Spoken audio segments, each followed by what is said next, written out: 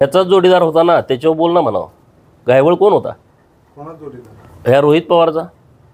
चंद्रकांत पाटलांची पण चौकशी करा. नाही ते नंतर बघू. ह्याचा दोस्त आहे ना, ह्याच्याबरोबर किती आहेत गुंड, किती मोक्यामधले गुंड ह्याच्याबरोबर आहेत सगळे. तुम्ही सगळे शूटिंग काढा ह्या 2-3 वर्षामधले.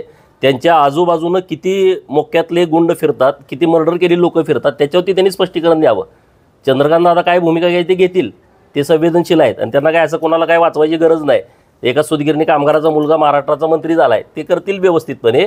पण तुम्ही जे लोकांना सजेस्ट करताय त्यापेक्षा तुमचे हे सगळे गुन्हेगारी क्षेत्रातले नेमके जोडीदार कोण आहेत ह्याची काय श्वेतपत्रिका काढायला पाहिजे काय. सगळे व्हिडिओ सगळे डिटेल काढून कोणी सल्ला द्यावा, कोणाला सल्ला द्यावा, ह्याला पण जरा स्वतः आत्मपरीक्षण करण्याची आवश्यकता आहे. त्या पद्धतीने दोन्ही पवार एकत्र सातत्याने येत आहेत. तो काय माझ्यासाठी महत्त्वाचा विषय नाही. पुढं ज्या पण रोहित पवारांनी सांगितलं की टाळ्या सभेमध्ये मिळवल्यानंतर टाळ्या ठराविक वेळ वाजतात, सभा संपली की टाळ्या संपतात. कोणाला?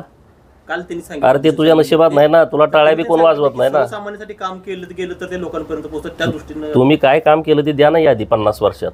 कशाला मला बोलायला होताय? एक असा बोर्ड लावा प्रत्येक चौकामध्ये, हे उजवलंय तुम्ही. माझ्या नेत्यांनी काम केलेलं मी कसं सांगतोय की मागं 14 ते 19 देवा